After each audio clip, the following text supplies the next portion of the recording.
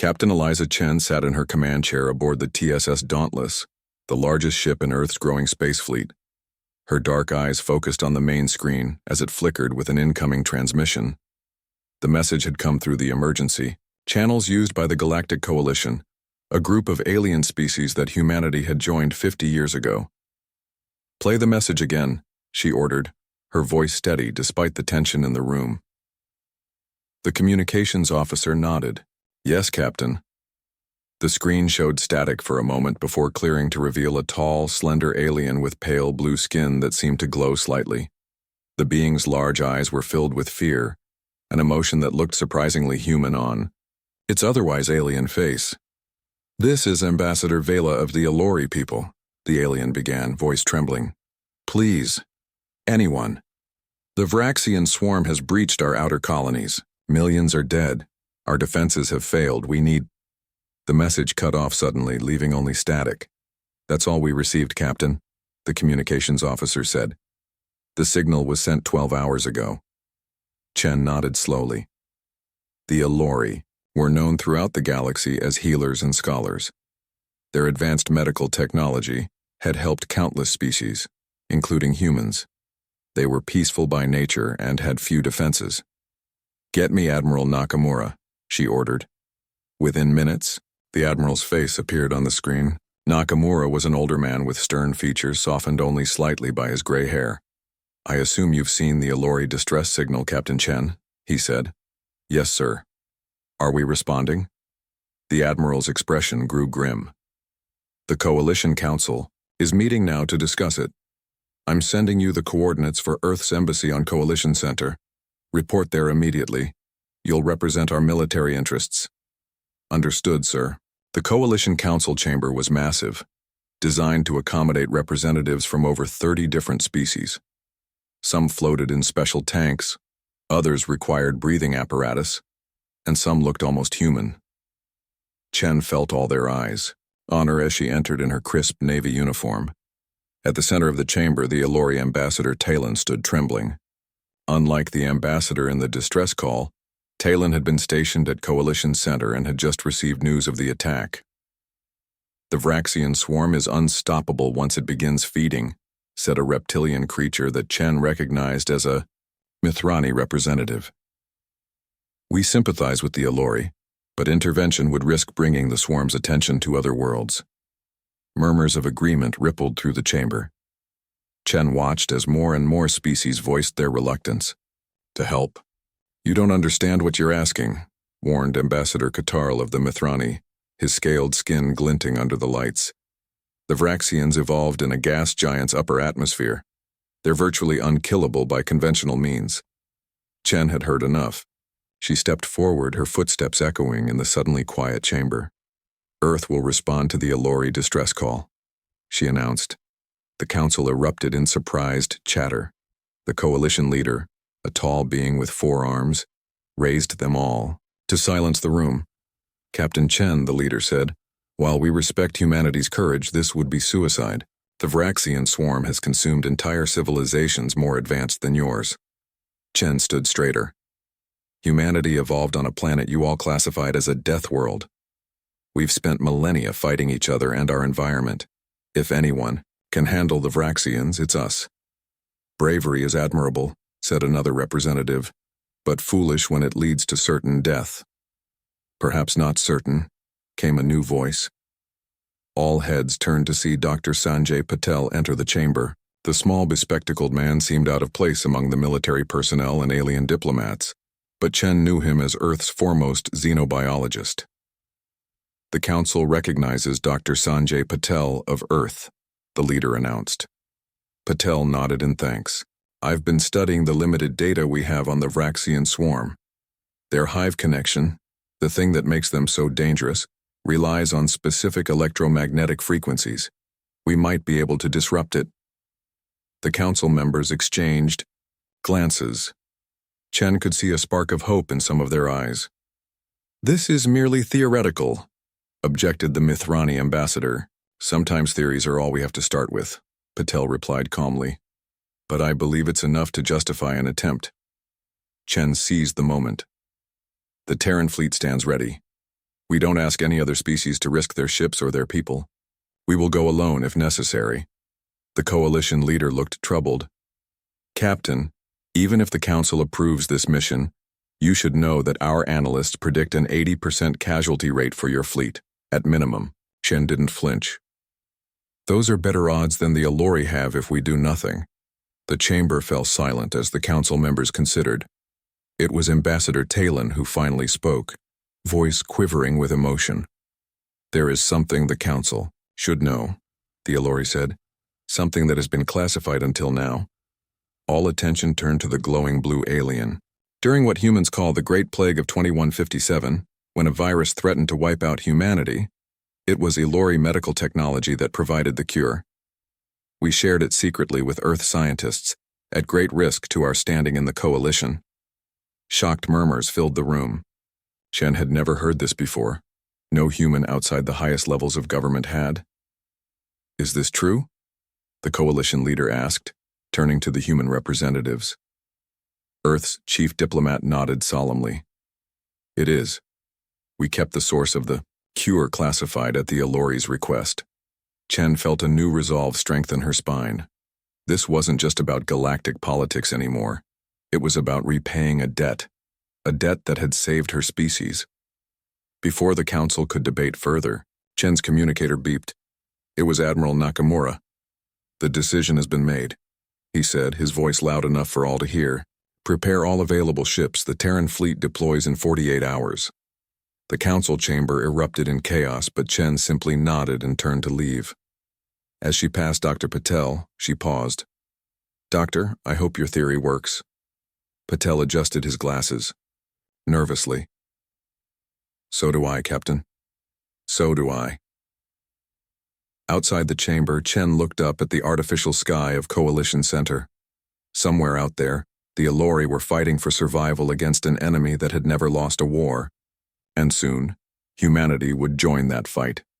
Captain, a voice called. It was Ambassador Talon hurrying to catch up. Yes, Ambassador?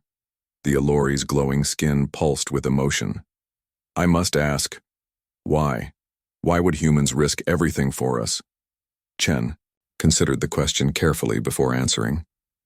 Because that's what humans do. When we hear a cry for help, we answer it. It's one of our better qualities.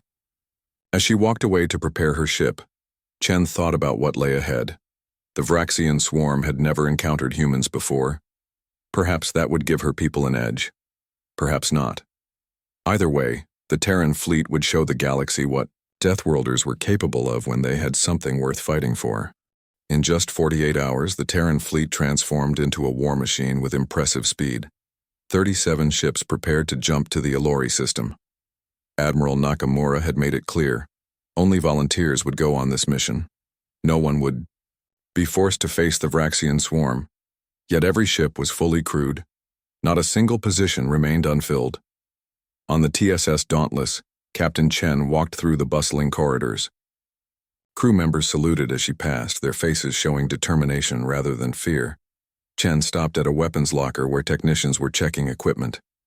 How are the modifications coming along? She asked. The lead technician looked up. On schedule, Captain. We've adjusted the energy weapons according to Dr. Patel's specifications. If his theory about the Vraxians' electromagnetic vulnerability is correct, these should be twice as effective. Chen nodded. Good work. Keep at it. In her office, Chen reviewed the files of her key officers. Her second-in-command, Commander, Jackson Wei, had served in Earth's last global conflict. He understood warfare better than most. Her chief engineer, Dr. Fatima Al-Zarani, was a genius with unconventional weapon systems, the kind that weren't supposed to exist according to coalition treaties. Chen's door chimed.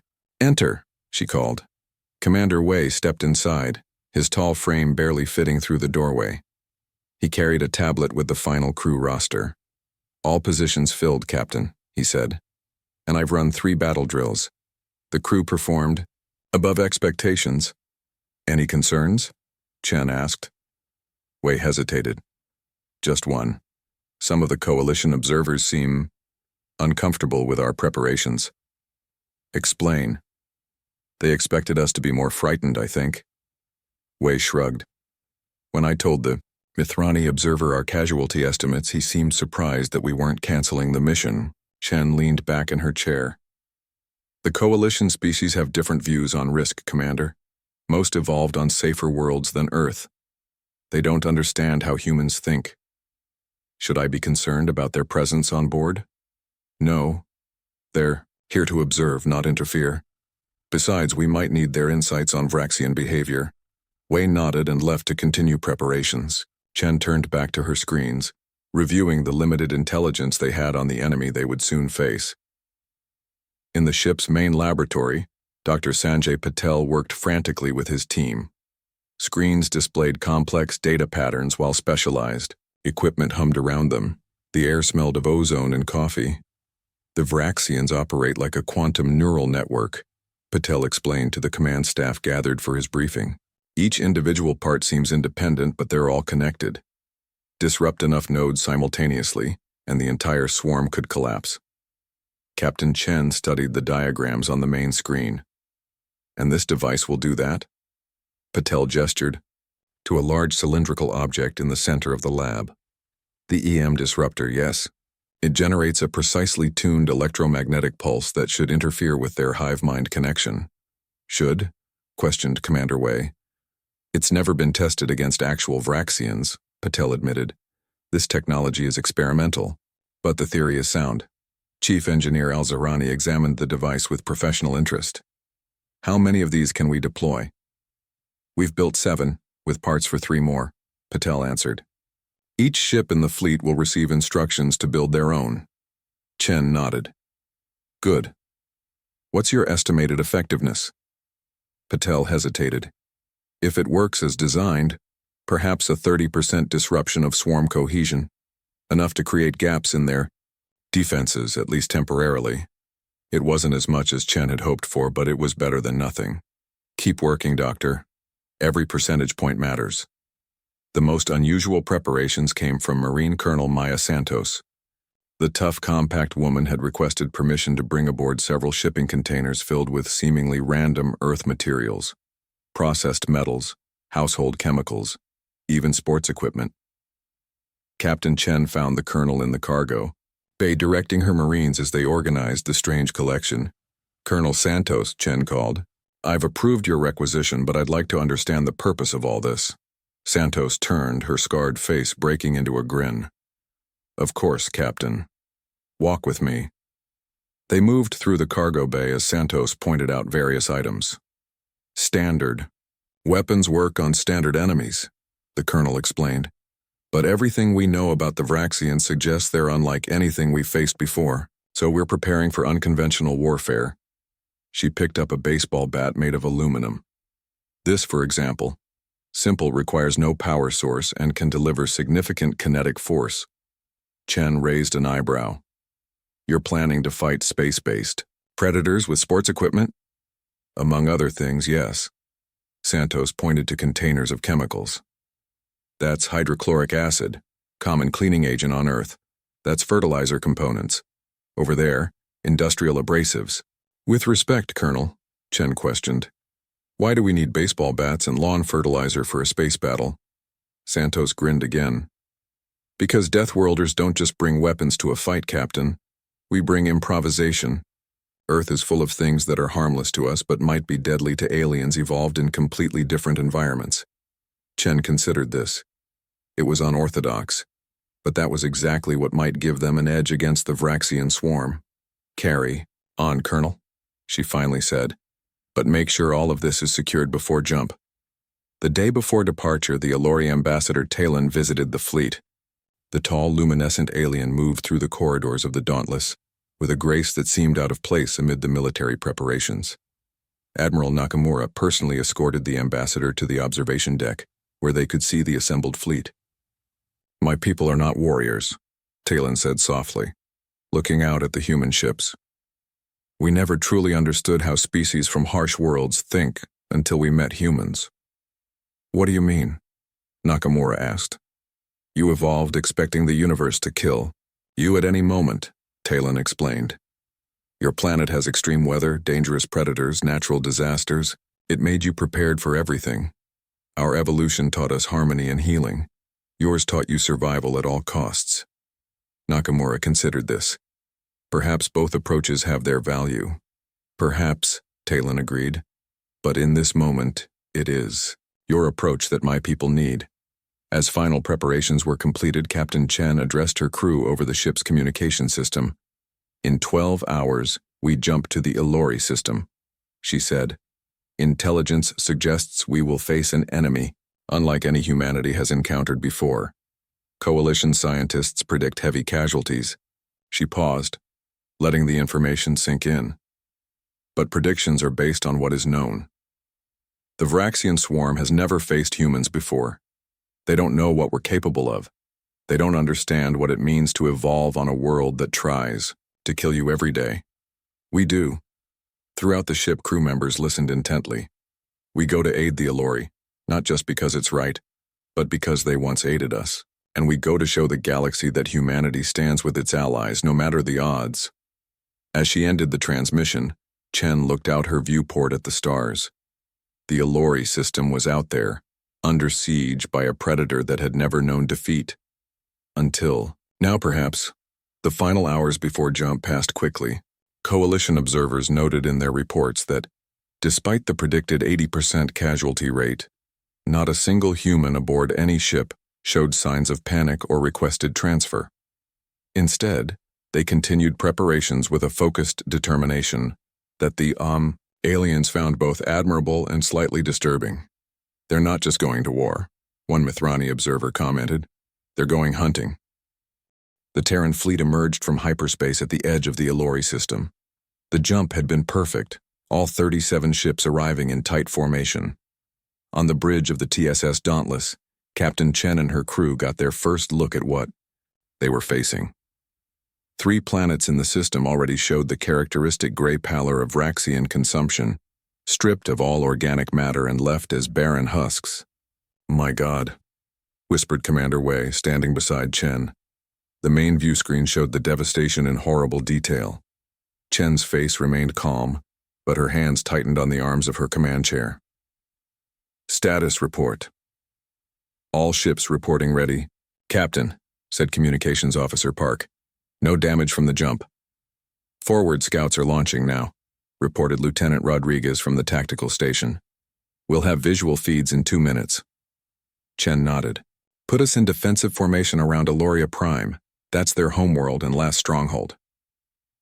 The fleet moved smoothly into position, creating a protective shield around the one planet that still showed signs of life. Billions of Ilori had crowded onto their homeworld as their outer colonies fell one by one. The scout ships sent back their first images, and the bridge crew fell silent. The Vraxian swarm appeared as huge iridescent clouds that shimmered and pulsed with strange intelligence. They moved through space like living storms, enveloping everything in their path. They're beautiful, someone murmured. So are some poisonous creatures on Earth, Chen replied. Science Officer Analysis. Lieutenant Kim studied the readings coming in from the scouts. The swarm consists of billions of individual organisms, each about the size of a human fingernail. They appear to communicate instantly across vast distances, suggesting some form of quantum entanglement. Any sign they've detected us? Chen asked. As if in answer, one of the swarm clouds changed direction, moving toward the fleet. I believe we have our answer, Captain, said Commander Wei. Chen's voice remained steady. All ships, battle stations, prepare to deploy EM disruptors on my mark. Throughout the fleet, crews rushed to their positions. In the hangar bay of the Dauntless, Colonel Santos and her Marines prepared for possible boarding actions. They wore specialized combat suits that looked bulky compared to the sleek designs used by other coalition species. Remember your training, Santos told her Marines over the comm. These things have never encountered humans before. Let's show them why that was lucky for them until now. The first Vraxian cloud approached the outer defense line of the fleet. It paused, as if studying the ships, then surged forward suddenly. They're attacking the TSS Intrepid, reported Lieutenant Rodriguez. Swarm entities attempting to envelop the ship. On the tactical display, Chen watched as the iridescent cloud surrounded one of the smaller ships in the fleet. Deploy disruptor, she ordered. The Intrepid launched Dr. Patel's device directly into the swarm. It detonated with a pulse of energy that was invisible to the human eye but registered on their instruments. Disruption effect at 28%, reported Science Officer Kim. The swarm is showing decreased cohesion, but they're adapting quickly. All ships, fire conventional weapons, Chen commanded. Target the areas showing disruption. Energy beams lanced, out from the fleet, cutting through the momentarily confused swarm. But as Kim had said, the Vraxians were adapting rapidly. The swarm split into smaller groups, attacking multiple ships simultaneously. They're trying to find entry points, Wei observed. They want to get inside the ships. Chen made a quick decision. All ships with swarm contact prepare for partial decompression protocols. The order was unprecedented. Chen was telling captains to deliberately vent sections of their own ships into space. Captain? Wei questioned. We can replace equipment, Chen said firmly. We can't replace people. If they breach a section, vent it before they can spread. The tactic worked. When Vraxian entities breached the outer hull of the Intrepid, the ship's captain immediately vented that entire deck to space, sacrificing equipment and supplies but preventing further infiltration. But the swarm was persistent. A larger cloud broke through the defensive line and attached itself to the Dauntless. Breach in Cargo Bay 3, reported Security Chief Alvarez. Marine team responding. In the cargo bay, Colonel Santos led her team against the infiltration. The Vraxians flowed through even the smallest openings like liquid mercury, their individual components joining together to form larger structures when needed. Standard weapons ineffective. One Marine reported as energy blasts passed through the swarm with minimal effect. Switch to Plan B, Santos ordered. The Marines pulled out the unconventional weapons they had prepared. Chemical sprayers filled with hydrochloric acid, compressed air cannons loaded with industrial abrasives, and yes, even those aluminum baseball bats. They can't maintain cohesion if we disrupt their physical structure, Santos reminded her team. Hit them with everything. The battle in the cargo bay was chaotic. The Marines discovered that while energy weapons were largely ineffective, physical and chemical attacks confused the swarm. The abrasives tore apart the delicate structures of individual Vraxian components, while the acids dissolved their outer membranes. On the bridge, Chen watched the sensor readings. They're adapting to our EM disruption too quickly, she told Dr. Patel over the comm. We need something more. Working on it, Captain, Patel replied from his lab. The swarm shows a quantum resonance pattern. If we can match it precisely and then introduce a destructive interference. Before he could finish, an alarm sounded. Marine team reports swarm entities breaking through to Deck 4, announced Security Chief Alvarez. Seal all bulkheads, ordered Chen. Prepare to vent the deck if necessary. The most shocking moment came when Lieutenant Carmen Rodriguez, stationed on Deck 4, found herself partially enveloped by a Vraxian tendril that had seeped through a ventilation system. The silvery substance began to flow over her arm, beginning to dissolve her uniform. Instead of panicking, Rodriguez pulled out a flask from her emergency kit, part of Santos's unconventional preparations. It contained hydrochloric acid, a common cleaning agent on Earth. Let's see how you like this, she muttered, and poured the acid directly onto her arm where the Vraxian clung to her. The pain was immediate and severe, the acid burning her skin along with the alien. But the Vraxian tendril reacted even more, dramatically, recoiling and dissolving into inert particles. As medical teams rushed to treat Rodriguez's severe chemical burns, she explained through gritted teeth. Figured if it evolved in a gas giant, strong acids would be unfamiliar. Worth testing. The battle continued for hours. The fleet maintained its defensive position around Aloria Prime, but the cost was high. 3 smaller ships had been so badly damaged they had to be evacuated, their crews rescued by other vessels. In Admiral Nakamura's command center, the Coalition observers watched with a mixture of horror and awe. They should have broken by now, said the Mithrani representative. No species has ever held against the Vraxians this long in their first encounter. Nakamura's face showed grim satisfaction. "We're not winning yet," he told them. "But we're surviving longer than your models predicted. That's what Deathworlders do best." From their shelters on Eloria Prime, the Elori watched the battle unfolding in orbit above them. They witnessed humanity's ferocious adaptability, with a mixture of hope and horror. Hope that they might survive. Horror at what their saviors were willing to endure to protect them. The Vraxians had never encountered a species like humans before. AI, species that viewed pain as information, danger as a challenge, and impossible odds as merely the starting point. 2 weeks into the campaign, the initial shock of humanity's resilience had worn off. The exciting first victories had been replaced by the grinding reality of a war of attrition. The Vraxian swarm had adapted to many human tactics, but not as quickly as the humans developed new ones.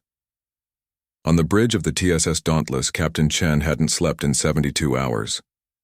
Dark circles shadowed her eyes, but her voice remained steady as she reviewed reports. The ship had lost 23% of its crew, but they had destroyed an estimated 40% of the Vraxian presence in the system. "Captain," said Commander Wei gently, "you need rest." Chen shook her head. "Later, what's the status of the Intrepid?" "Repairs at 60%. They'll be back in the defensive line within 12 hours. Chen nodded and turned her attention to a transmission from Dr. Patel's laboratory. "Captain, I need to speak with you," the scientist's tired face said from the screen. "We've made a discovery about the swarm's communication system." "I'll be right there," Chen replied, rising from her chair.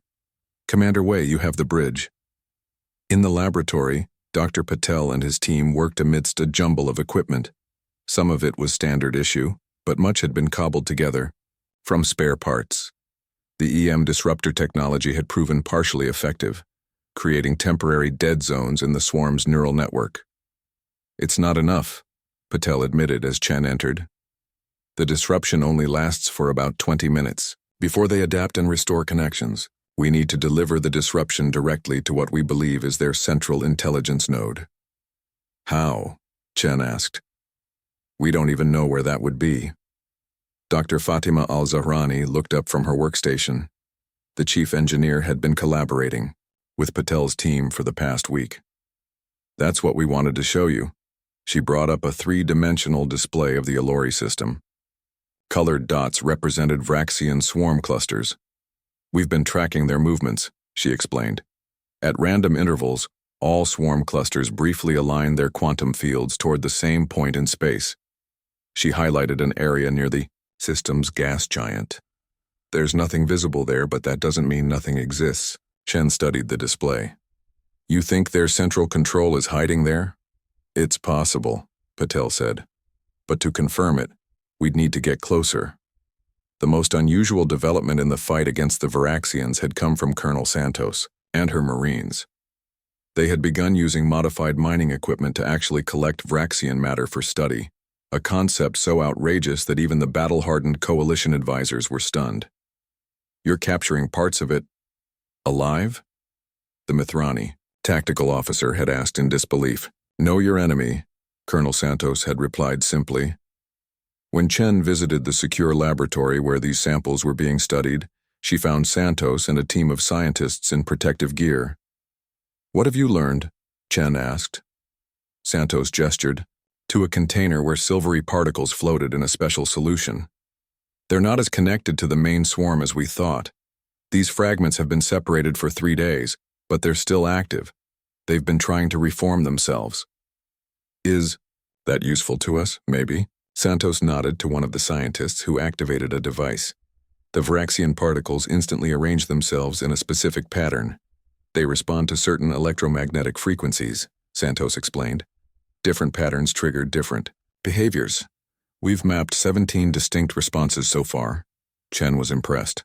This kind of practical field research under combat conditions showed humanity's adaptability at its finest. The major breakthrough came later that day.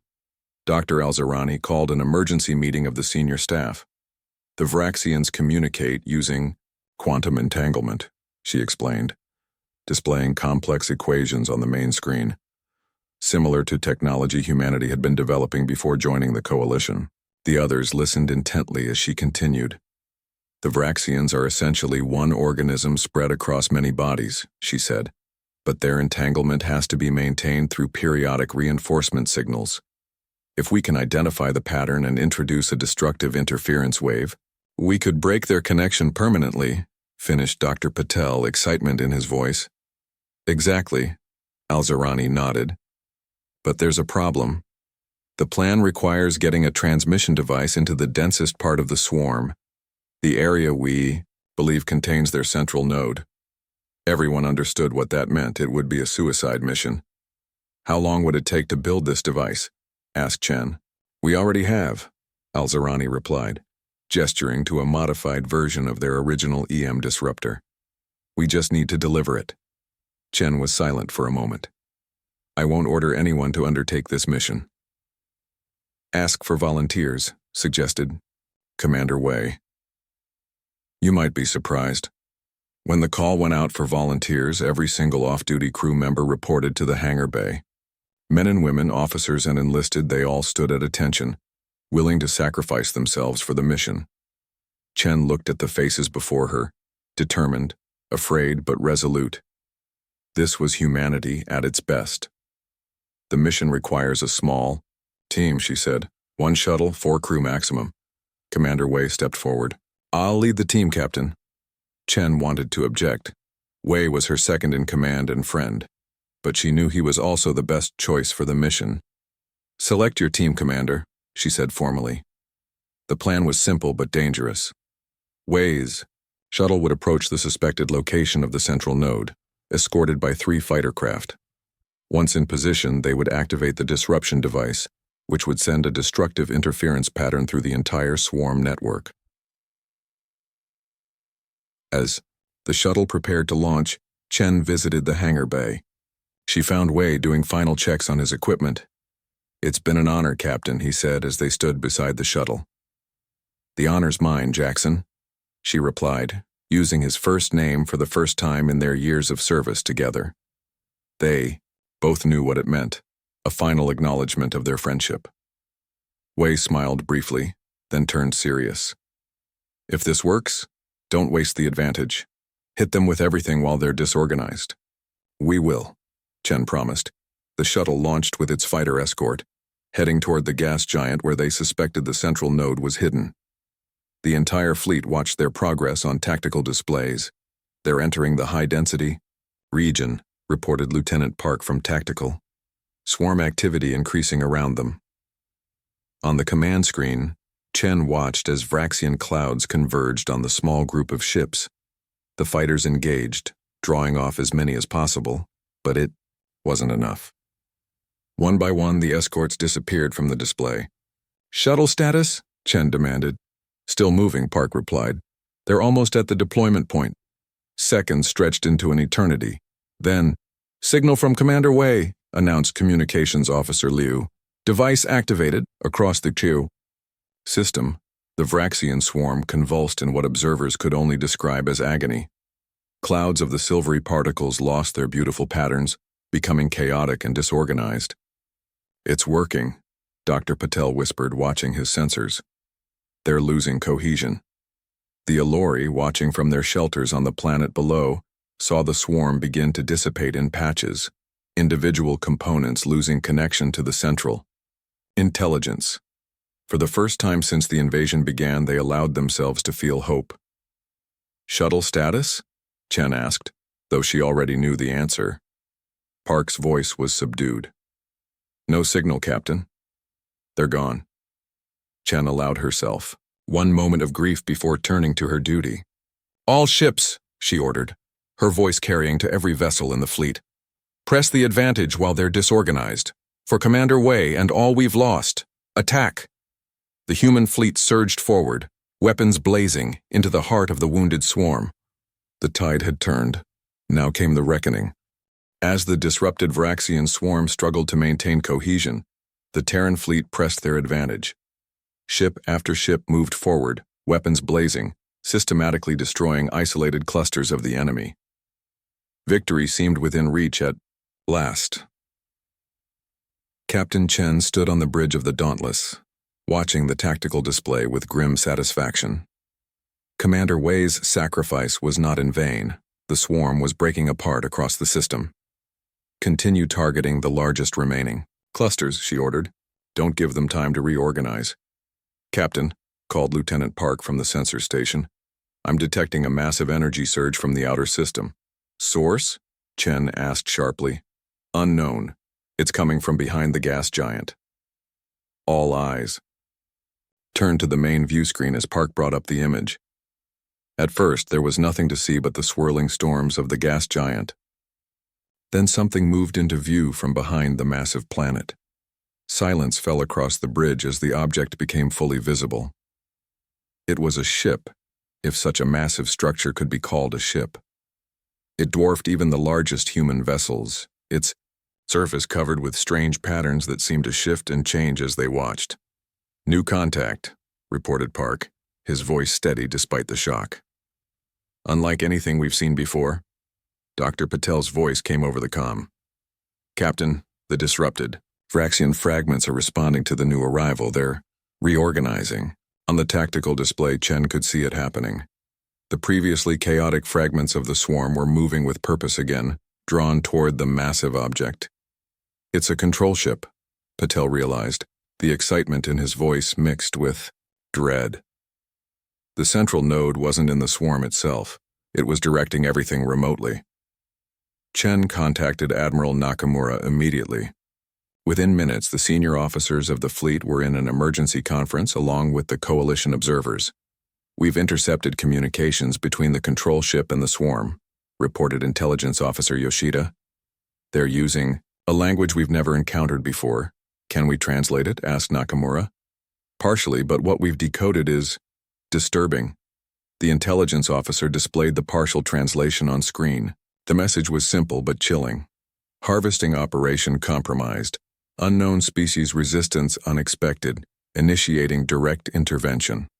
What does this mean? Chen asked, looking at the coalition representatives. The Mithrani observer had gone very still, his reptilian features rigid with what looked like fear. It cannot be, he whispered. What cannot be? Demanded Nakamura. Before the Mithrani could answer, another transmission came through, this time directed at the human fleet. A face appeared on screen, though face was perhaps the wrong word. It was vaguely humanoid, but with features so alien that it was difficult to focus on them. Interesting, said a voice that seemed to bypass their translation systems and speak directly into their minds. Your species possesses unusual resilience. This explains the anomalous resistance. Withdraw now and your worlds will be harvested last. The transmission ended abruptly. What was that? Chen asked, turning to the coalition observers. Who are they? It was the Alori ambassador Talon who finally spoke, having joined the conference from the planet below. The usually graceful alien seemed diminished somehow, their luminescent skin dulled with what might have been shame. They are called the Harvesters, Talon said quietly. They have been known to us for millennia. Known to you? Nakamura's voice was sharp. Explain. They return every few thousand years to collect resources, Talon continued. Most species simply sacrifice outlying systems to appease them. And you didn't think to mention this earlier? Captain, Chen demanded, anger rising in her voice. Would you have come if you knew the true enemy? Talon asked softly. The coalition has a non-interference pact with them. They take a few systems, then leave for generations. The human leadership was stunned by this revelation. Not just the existence of the Harvesters, but the coalition's willingness to sacrifice entire civilizations to maintain a fragile peace. You knew, Chen said, looking at the Mithrani observer. All of you knew this would happen. The Mithrani couldn't meet her eyes. The Harvesters are too powerful to fight. The pact has kept them from taking more than a few systems at a time. It was the best solution for the greatest number. Not for the Alori, Chen replied coldly. We never expected them to target the Alori, said another coalition representative. Their pattern has always been to harvest less developed worlds. The Alori are advanced, peaceful, They should have been safe for many more generations. Implications were sinking in for the human officers. The Vraxian swarm wasn't acting independently. They were being controlled by another species entirely, the Harvesters, who used them as tools to strip systems of resources. "This changes everything," Admiral Nakamura said grimly. "We're not fighting mindless predators. We're fighting farmers who use those predators as their harvesting equipment." Dr. Fatima Al-Zarani had been studying the data on the Harvester ship since it appeared. Now she spoke up. "Their control system uses the same quantum principles as the Vraxian swarm, just more sophisticated. If we can board that vessel and plant our disruptors directly into their network—" "That's insane," objections arose from multiple officers. "We can't board an alien vessel of unknown configuration with unknown defenses." Colonel Santos, who had been silent until now, stepped forward. Her armor still bore the scars of recent combat with the swarm. "That's exactly why we'll succeed," she said firmly. "They've never faced Deathworlders before. They have no idea what humans are capable of when cornered." Chen considered the proposal. It was desperate, but they were in a desperate situation. The Harvester ship was already directing the Vraxian swarm to regroup. Their previous advantage was slipping away. Before she could respond, a highly encrypted transmission came through from Earth. The message was classified at the highest level, for Admiral Nakamura and Captain Chen only. Chen read it twice, her expression growing grimmer with each word. "Defense Council confirms, Harvester scout ships detected in Sol system vicinity 3 times in past decade. They've been studying us. Approval granted for Protocol Omega." She looked up at Nakamura, who had received the same message. His face was ashen. "Protocol Omega?" she asked quietly. The Admiral nodded slowly. "Contingency plan for existential threats to Earth. It authorizes use of weapons and technologies that violate our coalition treaties." "You knew about the Harvesters?" asked Chen. "Not specifically, but Earth's government has always maintained insurance policies. After joining the coalition, we discovered technology restrictions that seemed designed to keep younger species weak." Nakamura's voice was tight with controlled anger. "We complied officially, but certain research continued in secret." Chen thought about the implications. Earth had suspected something like this might happen someday. "This isn't just about saving the Elori anymore," she said.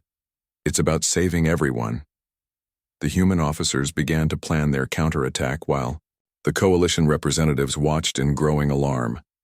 The humans were talking about directly attacking a Harvester ship, something no species had dared to do in living memory. "You cannot do this," the Mithrani observer finally said. Your pact is with them, not us," Chen replied coldly. "Earth never agreed to sacrifice worlds to appease these Harvesters." The Elori ambassador Talon had been watching the humans with growing hope. "If you truly have weapons that can hurt them." "We don't know if we do," Nakamura said honestly.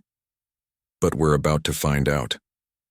As they finalized their plans, the massive Harvester ship continued to gather the scattered Vraxian swarm, rebuilding its forces. A new message came through once again, bypassing their translation systems. "Interesting species, worthy of study before consumption, prepare for collection." Chen's reply was not transmitted, but every human in the room heard her clearly. "We'll see who collects whom." Protocol Omega moved from theory to action in a matter of hours. From hidden compartments in several human ships, equipment and weapons emerged that had never been shown to coalition allies. "We always suspected we might need a contingency plan," Admiral Nakamura explained to his shocked officers. "Humanity joined the coalition in good faith, but we're Deathworlders. Preparing for the worst is in our DNA." Captain Chen coordinated what would become the most daring military operation in human history. While the main fleet would engage the reorganizing Vraxian swarm, 3 specially modified ships would approach the Harvester vessel under stealth conditions. "These stealth systems shouldn't be possible according to coalition science," explained Dr. Al-Zarani as she showed Chen the modifications. "We developed them based on quantum field theory that our scientists were exploring before contact. The modifications bent light and other electromagnetic radiation around the ships, making them nearly invisible to conventional sensors. It wasn't perfect, but it might give them the advantage of surprise. Colonel Santos would lead the boarding party personally. In a secure bay on the Dauntless, her Marines prepared for the mission, donning prototype exoskeletons that amplified their strength and speed. These suits were developed in secret, Santos told her team as they tested the equipment. They violate at least 3 coalition technology treaties. Good thing we kept them. The Marines' weapons were equally unusual, designed specifically to operate in environments where conventional arms might fail. Dr. Patel's enhanced disruptors were their primary objective: plant them in the Harvester's central communications hub and trigger a cascade failure through the entire Vraxian network. As final preparations were made, Captain Chen addressed the crew of the Dauntless. "What we're about to do has never been attempted by any species in the coalition," she said. "We are going to directly engage a Harvester vessel. We do this not just for the Allori, but for Earth and for all species who have suffered under their predation." Throughout the ship, crew members listened in silence. Some of you may be troubled by the revelation that Earth maintained forbidden technologies. Know that this was done not out of aggression but caution. Today that caution has been justified. Chen paused, looking at the faces of her bridge crew. The Harvesters have been consuming worlds for thousands of years because no one dared to stand against them. Today that changes. Today they learn what happens when they threaten a species that evolved on a death world. The operation began with a bold deception. The bulk of the Terran fleet launched an attack against the reorganizing Vraxian swarm, drawing attention away from the 3 stealth ships as they slipped toward the massive Harvester vessel. Admiral Nakamura commanded the main fleet from his flagship. "Keep them busy," he ordered. "Captain Chen needs time to get her team aboard the Harvester ship." The 3 stealth ships approached their target from different angles. The Harvester vessel was immense, easily 20 times the size of the largest human ship. Its surface rippled with strange patterns that seemed alive. "No obvious entry points," reported the pilot of Chen's ship. "But there's an area on the ventral side with less activity. Might be our best bet." "Take us in," Chen ordered. As they drew closer, the alien vessel seemed to sense their presence despite the stealth technology. Sections of its surface began to shift and pulse more rapidly. "They know we're here," said Dr. Patel anxiously. "Doesn't matter," Chen replied. "We're committed now." Colonel Santos and her boarding team gathered in the airlock, checking their equipment one final time. Each Marine carried a specialized disruptor device designed by Patel and Al-Zarani. "Objective is the central control hub," Santos reminded them. "Plant the disruptors, trigger the sequence, and get out. Simple." Everyone knew it wouldn't be simple at all. "Ma'am," said one of the Marines hesitantly. "If we can't get out." Santos nodded. "Then we make sure the mission succeeds anyway." The 3 human ships attached themselves to the Harvester vessel using specially designed docking mechanisms that burned through the alien hull. The boarding parties deployed immediately, pushing through the breaches into the alien environment. Inside the Harvester ship was unlike anything humans had ever encountered. The corridors seemed to be made of the same living material as the Vraxian swarm, constantly shifting and flowing. The atmosphere was breathable, but barely. "Stay in your suits," Santos ordered. "We don't know what kind of defenses they have." They soon found out. The first security countermeasure appeared as a wave of the silvery Vraxian material that flowed along the corridor toward them. When it touched the first Marine, it began to dissolve his armor instantly. "Fire!" Santos ordered. The Marines unleashed their weapons, not the energy beams that most coalition species used, but projectiles filled with the same chemicals they had found effective against the Vraxian swarm. The security wave recoiled and dissipated. "Keep moving," Santos urged. "They'll adapt quickly."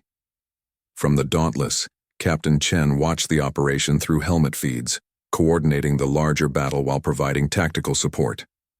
5 minutes until the Harvester's weapon systems come fully online, she warned the boarding teams. "Plant those disruptors and get out." The boarding action grew more brutal as they pushed deeper into the ship. The Harvesters themselves finally appeared. tall, spindly creatures with translucent skin that revealed complex internal structures. They were physically frail but wielded advanced technology that made them dangerous opponents. What they hadn't expected was direct physical combat. The humans, enhanced by their exoskeletons, closed a hand-to-hand range where the Harvester's technological advantages meant less. They took Rodriguez. One Marine growled after witnessing his squad mate consumed by a security countermeasure. So I took 3 of them. His armor was covered in an iridescent fluid that no human had seen before. The 3 teams pushed toward the center of the ship, fighting every step of the way. Their casualties mounted, but they maintained their advance with a determination that seemed to confuse the Harvesters. In the final push to the control center, Santos found herself the last survivor of her team. Wounded and alone, she reached the quantum communication array, a crystalline structure that pulsed with otherworldly energy. "This is for Earth," she said, planting the disruptors and initiating the sequence. "And for everyone else you planned to harvest." The effect was immediate and catastrophic. The Harvester vessel convulsed as its control systems collapsed. Throughout the system, the Vraxian swarm dissolved into inert matter, individual components dying without the controlling intelligence. Santos didn't make it out. Her final transmission to the fleet consisted of just 2 words: "Worth it." In the aftermath, the Coalition Council convened an emergency session. The Allori system was saved, but the political ramifications were enormous. Humanity had revealed capabilities beyond what they had disclosed, violated non-interference protocols, and effectively declared war on a species the Coalition had accommodated for millennia. Captain Chen stood before the council, still wearing her battle-damaged uniform. "You called Earth a death world as if it were a disadvantage," she told them. "But it taught us something you've forgotten. Sometimes survival requires fighting back." The council chambers erupted in argument until Ambassador Talon stepped forward. "The Harvesters would have eventually consumed all our worlds. We were merely postponing the inevitable. Humanity has done what we could not. They recognized a predator and refused to become prey." As the political discussions continued, human scientists studied the recovered Harvester technology. They discovered the coordinates of other Harvester fleets, dozens scattered throughout the galaxy, systematically consuming worlds while civilizations looked away. Admiral Nakamura reviewed these findings with Earth's Defense Council. "The Coalition wants to negotiate with them," he said with disgust. "Establish new boundaries." The Council's decision was unanimous. The Terran fleet would expand, incorporating the lessons learned and technologies recovered. Protocol Omega would become standard doctrine. "The Harvesters have been culling species they deemed non-threatening for thousands of years," the Defense Secretary noted. "They've never encountered Deathworlders before. We should introduce ourselves properly." Across Coalition space, the legend spread of how humanity, the newcomers, the savages, the Deathworlders, did what no one else would. They stood and fought. And where they went next, others began to follow, inspired by their stand. The Terran fleet deployed again 6 months later, larger, stronger, and carrying representatives from a dozen species who had chosen to stand with humanity.